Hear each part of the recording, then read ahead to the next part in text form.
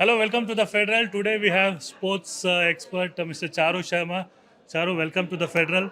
Thank you so much. Thank you. I, Good to I be would here. like to draw your attention to the ongoing Border-Gavaskar Trophy. What are your thoughts? Well, close, close, close, and up and down like a roller coaster.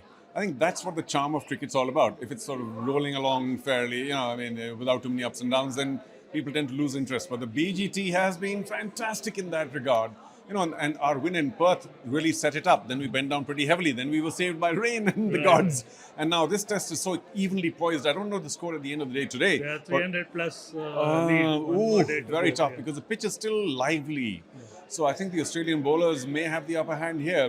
Two people will have to score 100 from India, which is not easy.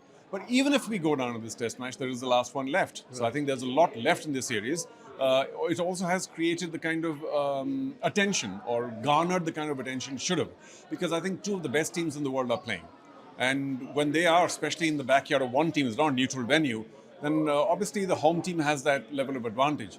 And I think India have done really well so far. If they should, God forbid, go down in the fourth test, there is still the fifth where maybe they can come back with a superlative effort. However, I think our charm, our interest lies in a close contest. And that certainly has been what's provided. And talking about close contests, India-Australia series have always provided. And I would like to ask you about the form of Indian batters, especially there's so much scrutiny on Captain Rohit Sharma and star batter Virat Kohli. Your thoughts on that? Yeah, well, they're not the youngest anymore. And in India, we have a tradition of not pulling down our heroes from the pedestals we elevate them on. So I think it'll be very difficult for the selectors and anybody else who's a part of the think tank decision making of the team to ask these two to go. I think a lot will depend on what their mental situation is right now. Physically, I know they can't be what they were, although Kohli, mind you, remains very fit. Not so much Rohit. I think mentally, what do they want from the sport? Do they want to go off in a blaze of glory, scoring that big last 100? Then the board and the selectors may allow them that privilege. Otherwise, I think in their own minds, they must surely be questioning their presence in the team because there's so many young, hungry, talented players in India who are ready to take it over. I mean, Yashasvi, you can say that hasn't had a fabulous series, but he's got a daddy 100 and he's got that 82. He should have got 100 yesterday as well. So he's done well. A couple of youngsters, Nitish, I mean, what can you say? Number 8 and getting 100. Right. So I think it goes on to showcase that there's a lot of talent and hunger in India, which we know, of course, but I mean, it's been proven once again. And therefore, the hastening perhaps of those who played for the country for a long time, who have to themselves realize that if their contribution is not a starring leadership contribution, as in, say, top notch, top three, then they really have to think about making space for others. But in India, we have a tradition of leaving it to them to take that decision. I think that's how it will remain. We leave it to them. But Rohit particularly, I think, just looks a little, I've had enough.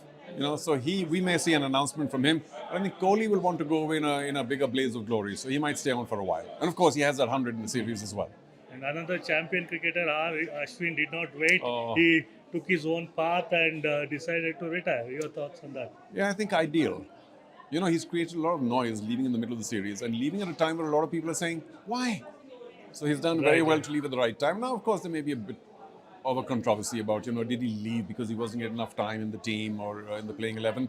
But I think his internal compass told him that, listen, I'm not being utilized enough. And as a senior cricketer, 38 years old, I don't want to sit around and fetch water for everybody else. I'm not saying it's a dignity thing. I think it's just a utility thing. If I'm not useful to the team anymore, I should go. No doubt about the fact that he's been India's finest off spinner, maybe the finest in the world.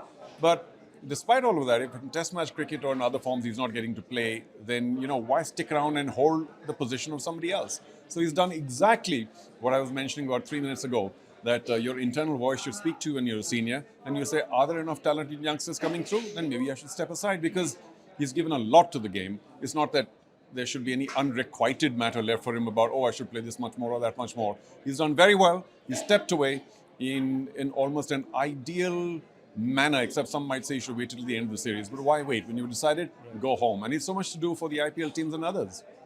And one last question.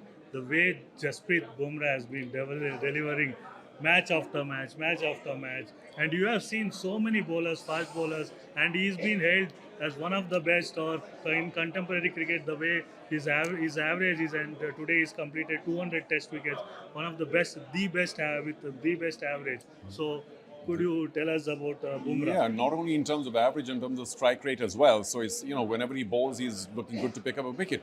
I mean, I don't think we should spend a lot of time analyzing his action and everything else. We will take some time. But I do think that little half step, then the amble, then the hop, and then the final 5-7 steps, which gives him his pace and accuracy, is something that players are still a little unused to. When a bowler takes a long run up, you tend to kind of set yourself up accordingly. And when it's only the last 4 or 5 steps, very often he surprises the batsman with either the pace or the movement. I'm not saying he's the quickest, and his movement is not massive. He's not a big Right. swinger of the ball, but he's a cutter. So he lands on the pitch, moves a little outside, a little in, and that's why his strike rate is so heavy. Because if you move a little more than that, or if you swing, chances are the ball misses the bat. Chances are that Bumrah's ball actually takes an edge or goes through the gate. But let's not get too technical. I think he has some kind of magical power, that's for sure. His accuracy, his very nagging length, almost never gives you anything. All of that just disturbs even the best batsmen, because everybody would like a free ball, a free hit, get a 4 once in a while. I mean, I suppose Constas showed that for a while. If you attack him, even he can be thrown off his line in length. But he's truly in the form of his life. And as we keep saying, it's not rocket science. We need to protect him. We need to make sure that if there's even a little niggle, sit out. Because we don't want to develop that or have that developed into a bigger injury. So as long as he's injury-free, I can't see why for the next maybe at least half a dozen years he remains the best bowler in the world.